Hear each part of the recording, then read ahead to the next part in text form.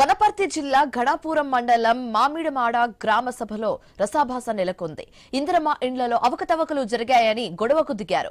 గ్రామానికి చెందిన వెంకట్రావు తన వర్గానికి చెందిన ఒక్కరికే 2-3 ఇండ్లు ఇప్పించి మరికొంతమందిని నిర్మాణం కోసం డబ్బులు వసూలు చేశారని గ్రామస్తులు ఆరోపించారు. పలుమార్లు ఈ విషయాన్ని జిల్లా కలెక్టర్ ఎంఆర్ఓ దృష్టికి తీసుకువెళ్లినా ఎలాంటి చర్యలు తీసుకోలేదని ఆవేదన వ్యక్తం చేస్తున్నారు. డిప్ సిస్టమ్ తీసిన సరైన లబ్ధిదారుని గుర్తించి ఇల్లు కేటాయించే విధంగా చర్యలు తీసుకోవాలని కోరారు.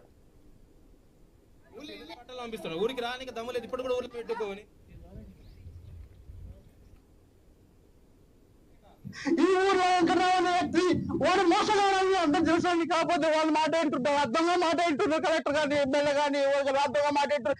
పేదవాళ్ళు ఒకరికి వాళ్ళకి ఒక్కొక్కరికి 2 ఇచ్చారండి. వాళ్ళకి ఇల్లుకి 2 ఇచ్చారు. మాట్లాడే లేదానికి అసలే లేదు, భోజనానికి అసలే లేదు.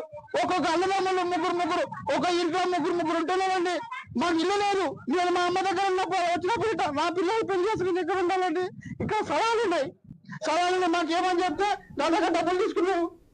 మేము నీ కలెక్టర్ దాని మేము ఒక వెంకటరావు నన్ను మోసం చేసిన వాడు దొంగలు కూడా చెప్పిన.